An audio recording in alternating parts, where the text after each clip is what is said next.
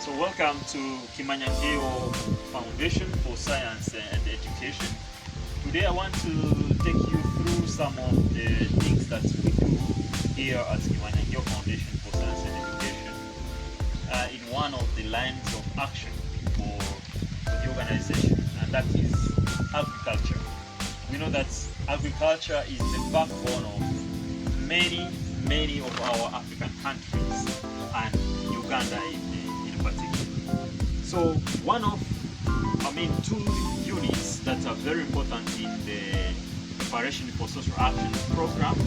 One of them is called planting crops, and another one is diversified high efficiency plots.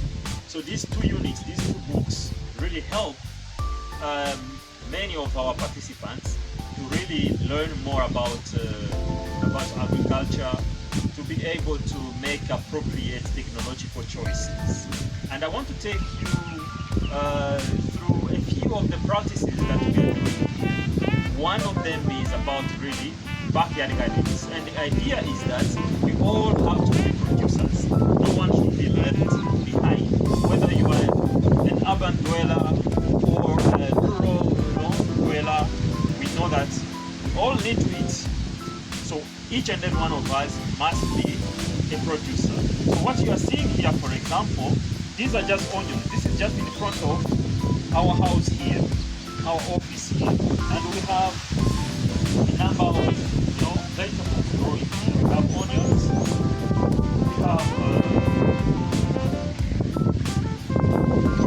We have what is this again? Eggplant. So all these things are growing just in front of our office, and you can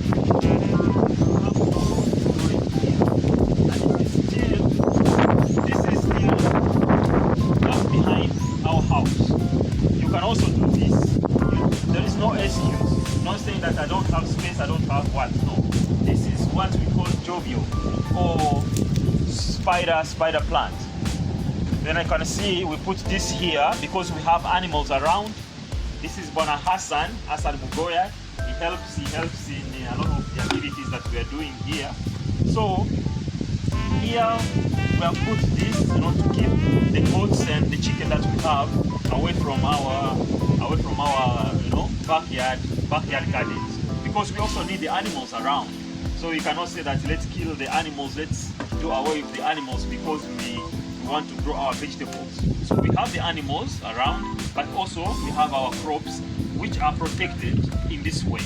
And a lot of people who come around here, around the office, they learn from us. They also go back home and they start doing the same, because many of the community members also face similar challenges what we've been facing here of animals. So our crops with and all these stuff here, we just get them from our environment here. Maybe the nets and a few other things we purchase them from the market, but most of the poles, even this tank that we are seeing here, it's just something that we picked from the compound because we had actually thrown it away, but we collected it and we cut like five of them, and we fill them with soil, and we are using them for this purpose. So here we have spider plants growing. Here we have carrots. You can see how healthy they are. Actually, they are about to be harvested. They are about to be harvested. The carrots, they are all about to be harvested. And over here we have sukuma wiki for friends from Kenya. Know this vegetable, sukuma wiki, and we have amaranthus. Amaranthus also is growing here. So we have two crops growing in this medium here. Then the fourth medium here, you can see again we have sukuma wiki growing. And here, by the way, let me tell you something interesting here. This small, you can look at it as a very small. You might think that there is not much that these guys harvest from here. But I will tell you that this has been here for almost a month, and we've been able to harvest a number of times the sukuma wiki. And if we put it in monetary terms, we have so far got around 15,000 Uganda shillings. That is almost, should I say, around 5 $5 because we keep records of everything that we get from our backyard gardens here. Really to try to understand the benefits of a family being engaged in getting engaged in such activities, at home. Then we also have tomatoes here in our backyard again. And that's not all. We also have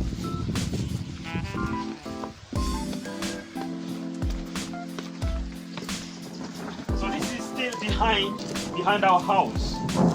We have carrots, we have onions. Again, you can see the onions are actually about to be harvested. We are soon harvesting, maybe next week. They are big already.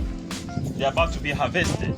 So that is also another backyard garden just behind our house. Anyone really can get engaged in this kind of activity. Then after the backyard garden, because I say that not everyone has ample space to do agriculture, so you can do this, have your small backyard gardens at home, and I assure you are going to enjoy this, because all of the activities that we are doing here are organic. I mean, we don't use chemical pesticides. We try as much as possible to avoid using chemicals. So again, because the space is so manageable, our crops are doing well. So that is for those who don't have really space, get engaged in agriculture.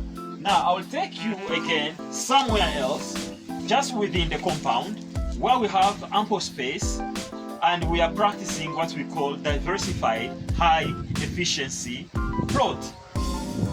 So your wife is one of the friends that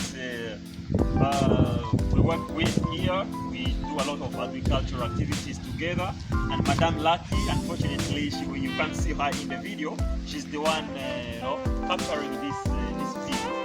Now, this other idea of diversified high efficiency plots, what is it all about?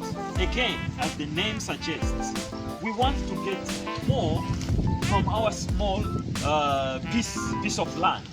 Again, you'll agree with me that a lot of community members nowadays, they don't have enough land. Some of them have been, they've given their land to these big corporations, sugar factories. Like here in Uganda, we have these big, sugar factories, and a lot of farmers have resorted to growing sugar canes, monoculture system, and so on and so forth. So they are left with very small pieces of land, even in rural areas. Now here we are saying, okay, if someone, let's say, has a 500 square meter, plot, should they only grow? What will they get if they only grew, let's say, maize? If they only practiced monoculture, it will not really be enough for their families. So a diversified high efficiency plot, as I'm calling it, has different elements. And one of the elements, of course, of this plot, we raise beds. As you can see here, so we are raising beds, and we leave here a furrow that can allow us to walk to our garden. When we are weeding, we are not going to step on the bed where our crops are growing. And there are many other advantages. If you Google, you'll find, you will learn more about the advantages of raising beds this way. So now, one interesting element again of this plot is that we don't only grow one crop. So you can see here we have beans on the edges. Then in the middle here we have cassava. Then we have maize. We have maize. We have cassava. We have maize. We have maize. We have cassava, and so on and so forth. So in this small plot, which is about 500 square meters, you see that a family is going to be able to to harvest, of course, we know that the first crop that will be harvested in this garden here are the beans. So after harvesting the beans, because we want to really use this plot year round, we want to have crops on this plot year round. So after we are going to harvest the maize here, the beans, we are going to put another crop to replace it. To replace what we have harvested. And once we harvest again maize here, we are going to put another crop, just like in this plot here, which is right here. You see here, after harvesting maize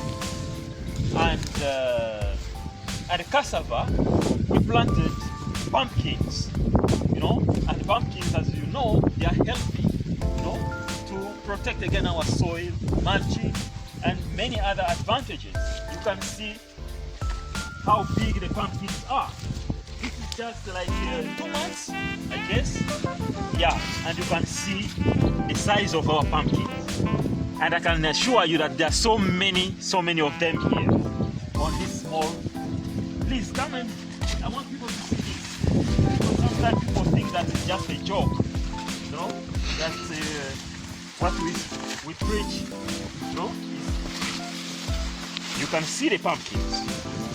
Wow, look at that. Wow. And there are so many like that. All over here we have pumpkins. So we put these pumpkins after harvesting cassava, maize, and here we had also soya. So you can see how interesting this system is.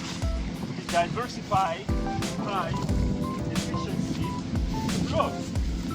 So you can see how our beds, our crops are doing. We have beans on the edges, we have cassava, we have maize, and I can easily walk, I can easily walk through the garden. And by the way, another interesting thing, today we had our interesting meal, the bean leaves, the vegetables. That's what we had today for lunch. So we harvested these leaves and we cooked them. And everyone, most of the people around, it was their first time, to enjoy this vegetable. I told them that in Congo we eat bean leaves, and people were like, oh, some of them were hesitant.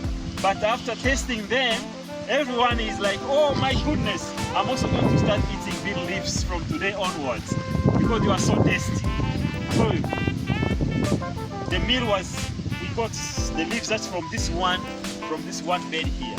So if you count the number of beds here, so that will be almost for the next 2 months.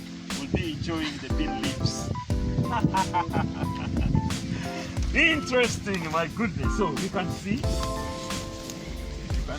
our shamba, how interesting, beautiful the crops are doing.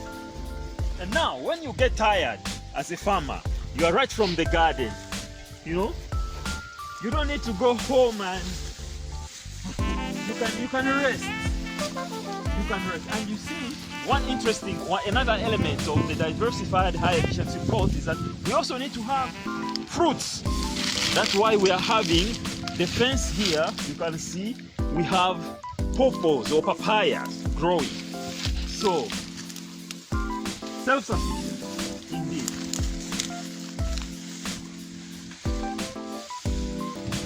And now when you get tired, you are from digging, you need to rest. And that's why we constructed this small hut here, and we said that, okay, I'm from the garden, I'm tired, I'm sweating. Now, let me rest. That's the idea. You can see my friend Hassan here is enjoying. We are resting comfortably after a day long of work. Now, we are resting. In brief about what we are doing here, to really put into practice what we are studying in the units of planting crops and diversified high efficiency plots. I love you so much. You love our viewers?